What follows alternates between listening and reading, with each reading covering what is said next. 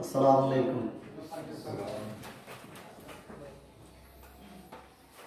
আজকে আলোচ্য ওষুধের নাম হচ্ছে লাইকোপোডিয়াম। লাইকোপোডিয়াম সম্পর্কে আমার মনে কিছু বাদ নেই। আরে মানসিক লক্ষণগুলো বলে গেল মর্মবাণী। লাইকোপোডিয়ামের যে মর্ম কথা এটাও বলে গেছে। আগে যারা বলছেন লাইকোপোডিয়ামের মূল কথাগুলো সবগুলো এগুলি, তারপর রিপিট করছি। লাইকোপোডিয়ামের উৎস হচ্ছে লাইকোপোডিয়াম মস জাতীয় এক প্রকার উদ্ভিদ থেকে, শৈবাল থেকে। প্রুভার হচ্ছে ডাক্তার হেনিম্যান 1828 খ্রিস্টাব্দে। কাতরতা গরম কাতর, আবার ব্যক্তিকেন্দ্রিক উভয় কাতর। মায়োজম শরিক, সাইকোটিক, সিফিলিটিক এবং টিউবারকুলার। চারোটা মায়োজমের প্রাধান্য আছে, শরিক বেশি। ক্রিয়াস্থল হচ্ছে পরিপোষণ তন্ত্র, পরিপাক স্থল, খাদ্যের প্রবেশপথ,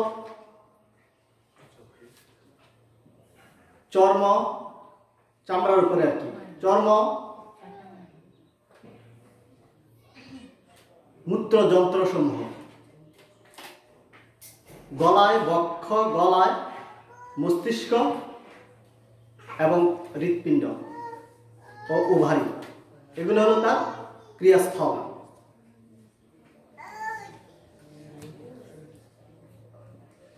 আমরা লাইকোপোডিয়াম আলোচনা করার আগে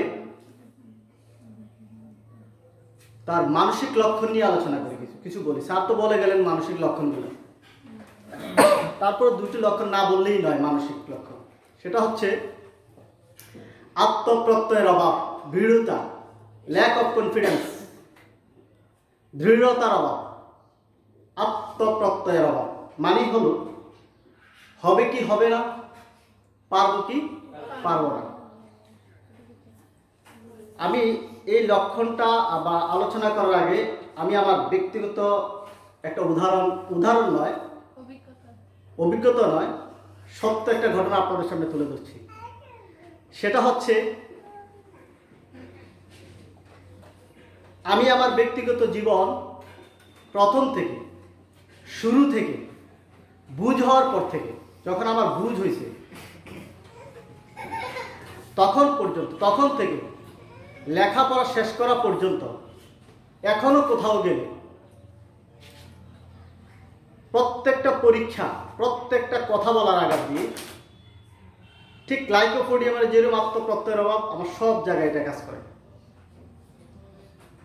শুধু এইটা নয়, যখন ক্লাস এসএসসি পরীক্ষা দিই, আমি প্রথম দিন পরীক্ষা দিতে আমার ধরে নিস, মানে এমন ভাবে উদার আমার পাতলা লাগে না শুধু সে, তখন কিন্তু আমি বুঝি সব ম্যাচুরিটি। যখন এসএসসি দেই, দুইটা পরীক্ষা দেওয়ার পরে আমি অসুস্থ হয়ে যাই, মানে তৃতীয় পরীক্ষাটা দিতে পারবো কিনা আমি নিজে বলতে পারছি না। প্রত্যেকটা পরীক্ষায় আমার এরকম ছিল। আমি আমার ব্যক্তিগত লাইফ হিস্টোরিটা আপনাদেরকে বলছি। অনেক ডাক্তার দেখাইছি, কিছুই নাই। কিছু ভিটামিনের ওষুধ দিত, কিছু আয়রনের ওষুধ দিত। প্রত্যেকটা পরীক্ষা আমার এই ঘটনা ঘটছে। যখন এমবিএ পর্যায়ে যাই, তখন সেমিস্টার সিস্টেমে পরীক্ষা ছিল। তখন ওই সময় বারবার পরীক্ষা হইতো, তো এই জিনিসটা সামান্য কিছু কাটছে। আমি যখন সেমিস্টার সিস্টেম পরীক্ষা দিই, তখন আমার এই সমস্যাগুলো ছিল। কিন্তু 15 দিন পরে পরীক্ষা, এই সাবজেক্ট, আবার 20 দিন পর আরেক সাবজেক্ট, টিউটোরিয়াল পরীক্ষা, এমনি মিলে ওই জিনিসটা কিছু কাটলো, কিন্তু সবসময় এই জিনিসটা থাকতো। আর যদি প্রেজেন্টেশনের সময় আসতো, প্রথম 2-3 মিনিট তো আমার কাঁপাকি এখনো কিন্তু আছে। তো আপনারা, আমি সামনে বলছি, এখনো কিন্তু এই জিনিসটা আমার বিদ্যমান। কেউ যদি আমাকে হঠাৎ করে প্রশ্ন করে, আমার প্রশ্নের ফিডব্যাক দিতে মিনিমাম 1 মিনিট লেগে যাবে। এখন যখন আবার শুরু হবে, তখন কিন্তু আবার দিয়ে যেতে পারে। তো আমি আমার বাস্তব জীবনের ঘটনা, আমি আমার মানে এসএসসির পর থেকে আমি কোনোদিন দেখি না আমি পরীক্ষার সময় ভালো ছিলাম। সুস্থ ছিলাম। সুস্থ থেকে কোনো পরীক্ষা আমি দিতে পারি না, হয় পাতলা পায়খানা, উদারাময়, আর না হলে যা, এই দুইটা জিনিস একটা না একটা আসতো। এখনো বললাম তো, অদ্যাবধি পর্যন্ত, হয়তো আপনাদের কি মনে হয় জানে না, আমি আমার বাস্তবটা বলছি। এখনো কেউ যদি হঠাৎ করে কোনো প্রশ্ন করে বা বেশি আমি মাথায় একটু হেজিটেশন নিয়ে নেই, আমি প্রশ্ন উত্তর দিতে পারি না টোটালি। এখন এই জিনিসটা হয়, হয়তো আপনাদের সামনে বলছি আমার বাস্তব জীবনের ব্যাপার। কিন্তু হোমিওপ্যাথি ধরার পর বুঝতে পারলাম যে আসলে তো এটা যত ক্যালসিয়াম আয়রন দোক এগুলো তার কিছুই না। তো যাই হোক, এরকম ল্যাক অফ কনফিডেন্স, আত্মপ্রত্যয়ের অভাব, দৃঢ়তার অভাব, ভীরুতা, পারবো কি পারবো না, হবে কি হবে না, সব সময় এই একটা জিনিস লাইকোপোডিয়ামের রোগীর কাজ করে। তবে লাইকোপোডিয়ামের এই যে দৃঢ়তার অভাব, স্যাররা বলে গেছেন যে ওষুধটার সাথে কম্পেয়ার করা যায়, ওই যে বই দেখলাম লিপির বই, যে ওষুধটার সাথে কাছাকাছি কম্পেয়ার করা যায় সেটা হচ্ছে সাইলিশিয়া। আত্মপ্রত্যয়ের অভাব, সাইলিশিয়া ঠিক দৃঢ়তা, আত্মপ্রত্যয়ের অভাব, দৃঢ়তার অভাব সাইলিশিয়া তো আছে। লেখক তো বলে ফেলছেন যে আত্মপ্রত্যয়ের অভাব, যেখানে ভীরুতা, ভদ্র এবং ভীরুতা না থাকবে সেখানে সাইলিশিয়াকে সহজে চিন্তা করা যায় না। তো সাইলিশিয়া, লাইকোপোডিয়াম, পার্থক্য হচ্ছে লাইকোপোডিয়াম গরম কাতর, ব্যক্তিকেন্দ্রিক, উভয় কাতর। সাইলিশিয়া প্রথম শ্রেণীর শীত কাতর।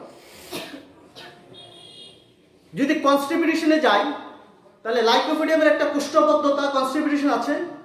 লাইকোপোডিয়ামের প্রথম অংশ, মলের প্রথম অংশ শক্ত, দ্বিতীয় অংশ তরল বা নরম। ঠিক কুষ্ঠবদ্ধতা সাইলিশিয়াতেও আছে।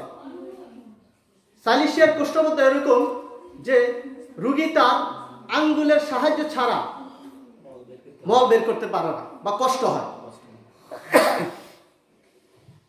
ইভেন এমনকি রোগী যদি পায়খানার জন্য বাথরুমে বসে পায়খানার জন্য কুদ দেয়, কুদ দেওয়ার পরে তার পায়খানা একটু বের হয়, কুদটা ছেড়ে দিলে আবার উপরে উঠে যায়। আমাদের লেখকগণ বলছেন লাজুক মল, মানে কুদ দিলে একটু বের হয় আবার ভিতরে উঠে যায়। লাইকোপোডিয়ামের সাথে সাইলিশিয়ার আরেকটা পার্থক্য হচ্ছে, লাইকোপোডিয়াম স্যার বলে গেছেন লাস্ট দিক, ডান দিকে রোগ আক্রমণ, এবং লাইকোপোডিয়ামের বৃদ্ধিটা কোন সময়, সেটা হচ্ছে বিকাল 4টা থেকে 8টা পর্যন্ত। তবে শুধু 4টা থেকে 8টা রোগ বৃদ্ধি হবে এমন নয়। জ্বর সকাল 8টা-9টায় আসতে পারে, আবার বেলা 3টাও আসতে পারে, অথবা জ্বর একদিন পর পর অথবা 7 দিন অন্তর অন্তর জ্বর আসতে পারে বা রোগ আসতে পারে, যে কোনো ওষুধ আসতে পারে। দিস লাইক আর সাইলিশিয়া তার রোগ যন্ত্রণা বেশিরভাগ রাত্রেই বৃদ্ধি পায়। তবে জ্বরের সময় বলা আছে সাইলিশিয়া দিনের 9টা-10টার সময় বাড়ে, বৃদ্ধি পেতে পারে বা দেখা দেয়।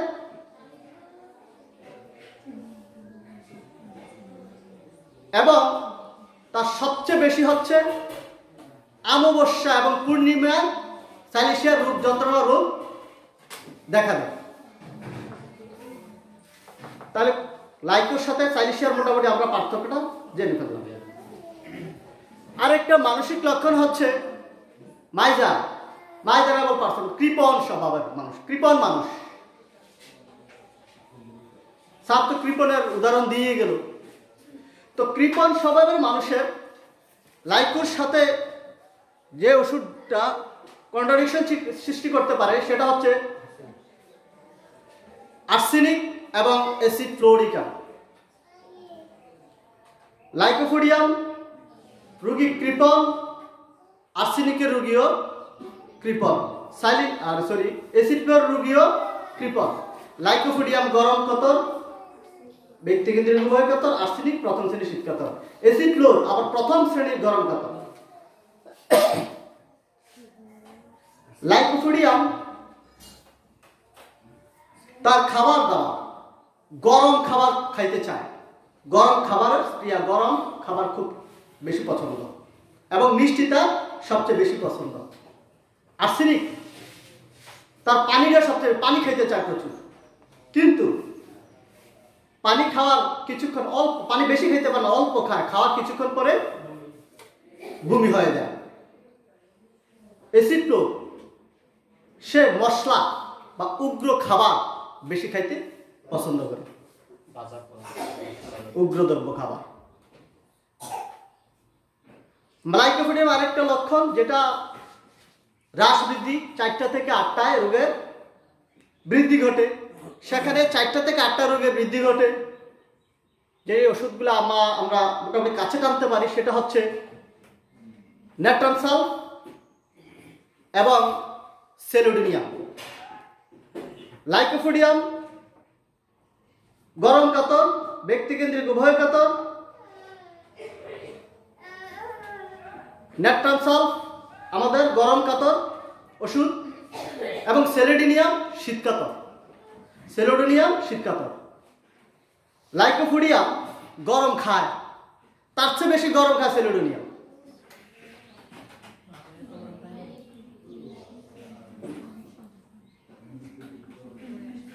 লাইকোপোডিয়াম দুধ খেলে তার একটা উদারময় দেখা দেয়, দুধ খেলে উদারময় দেখা দেয়। আর সেলুডিনিয়াম যদি গরম দুধ খায় তার উদারময় কমে, উদারময়ের উপাসম হয়। ওদিক দিয়ে ন্যাট্রানসাল যদি শাক সবজি, কলমি শাক, পালং শাক, পুঁই শাক এদিকে খায়, এর উদারময় দেখা দেয়। লাইকোপোডিয়ামের আরেকটা লক্ষণ হচ্ছে পেটে প্রচুর গ্যাস, প্রচুর গ্যাস। তো এই লক্ষণে আমরা দুটো ওষুধকে কাছে নিতে পারি। স্যার বলছেন, আমার আগে তারও বলে গেছেন, সেটা হচ্ছে কার্বোভেজ এবং China. Lycopodium Carbo veg, China, China শীত কাতর, কার্বোভেজ উভয় কাতর, লাইকোপোডিয়ামও উভয় কাতর, ব্যক্তিকেন্দ্রিক। লাইকোপোডিয়াম পার্থক্য হচ্ছে ক্ষুধা খুব বেশি, এবং ক্ষুধা পেলে তার মাথা ব্যথা শুরু হয়, কিছু খেলে আবার মাথা ব্যথা কমে যায়। কিন্তু খাইতে বসলে সামান্য একটু খেলে, দুই এক লোকমা বা সামান্য কিছু খেলে তার পেট ভরে যায়।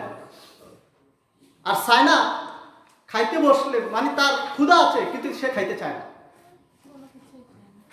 কিন্তু খাইতে যখন শুরু করে, খাইতে খাইতে এর রুচি ফিরে আসে।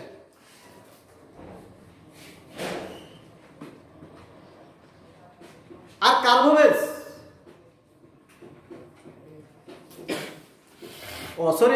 লাইকোপোডিয়াম তার বাতকর্ম উপশম, কার্বোভেজ বাতকর্ম এবং উদ্গারে দুটোটাই উপশম। চায়না কিছুতেই উপশম হয় না। লাইকোপোডিয়াম তার কোষ্ঠবদ্ধতা, পায়খানা কষার সাথে তার পেট ফাঁপা। কার্বোভেজ তার উদরময়ের সহিত পেট ফাঁপা। লাইকোপোডিয়ামের একটা লক্ষণ স্যার বলছে প্রচুর ক্ষুধা, যেটা একটু আগে বললাম, খুব ক্ষুধা বেশি। এখন ক্ষুধার সাথে আমাদের লাইকোপোডিয়ামের সাথে যে ওষুধটি কম্পেয়ার করা যায় সেটা হচ্ছে লাইকোপোডিয়াম, সোরিনাম, আয়োডিনাম এবং চায়না। লাইকোপোডিয়াম ক্ষুধা বেশি, চায়নারও ক্ষুধা বেশি। ওদিক দিয়ে সোরিনামারও ক্ষুধা বেশি।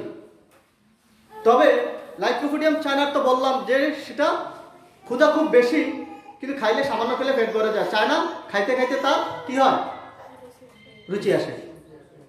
লাইকোপোডিয়ামের পেটে গ্যাস হয়, নিচের পেট ডান দিক, নিচের পেট ডান দিক। আর চায়নার পুরা পেটে, সমস্ত পেটে গ্যাস। মাঝে কার্বোভেজ কিন্তু উপরে চেটে গ্যাস বেশি হয়। আর সরিনামেরও ক্ষুধা খুব বেশি, তবে সরিনাম তার ক্ষুধার প্রাবল্যতা সবচেয়ে বেশি দেখা দেয় মধ্যরাত্রি। রাত্রে যখন মধ্যম হয় তখন তার ক্ষুধা মনে বেড়ে যায়, উঠে খেতে হয়। আয়োডিনামেরও ক্ষুধা খুব বেশি। আয়োডিনাম গরম কাতর, প্রথম শ্রেণীর গরম কাতর, তার ক্ষুধা সবসময় ক্ষুধা থাকে, মানে খাইলেও মানে তার খানা শেষ হয় না, খাওয়ার পরে আবার খাওয়ার ক্ষুধা লাগে।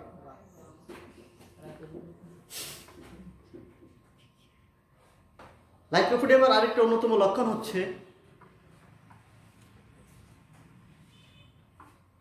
মা বোনরা সঙ্গমের সময় ব্যথা অনুভব করে এবং সঙ্গমের পরে খুব জ্বালা অনুভব করে। আপনারা যখন ডাক্তার পাবেন, যদি এলোপ্যাথি বা অন্যান্য ডাক্তারের কাছে যান, তারা বিভিন্ন ক্রিম টিম দেওয়া হয়, আসলে কিন্তু এটা যায় না। সঙ্গমের সময় ব্যথা এবং সঙ্গমের পর খুব জ্বালা করে। এখানে এই লক্ষণে আমরা যে ওষুধটা কম্পেয়ার করতে পারি সেটা হচ্ছে লাইকোপিডিয়াম, ন্যাট্টামিউর, সিপিয়া এবং আর্জেন্টাম নাইট্রিকাম। লাইকোপিডিয়াম গরম কাতর, সিপিয়া আমাদের শীত কাতর। এদিকে আর্জেন্টাম নাইট্রিকাম গরম কাতর, ন্যাট্টামিউরও গরম কাতর। তো তিনটা একরকম। পার্থক্য কি? লাইকো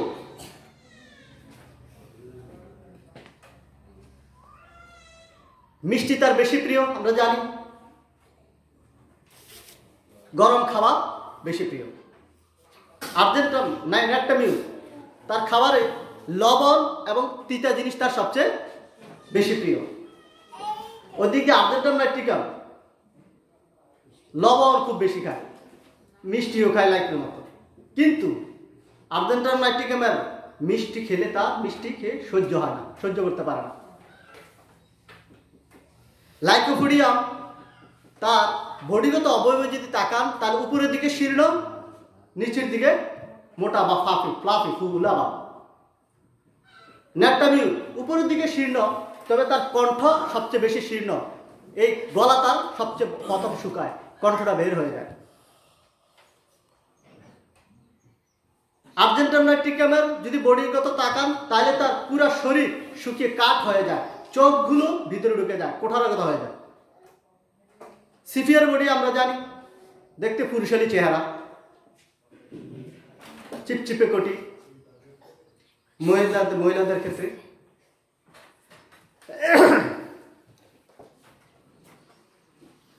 লাইকোপিডিয়ামের আরেকটা লক্ষণ হচ্ছে প্রস্রাবের পূর্বে, মানে প্রস্রাব করার আগে বাচ্চারা কান্নাকাটি করে,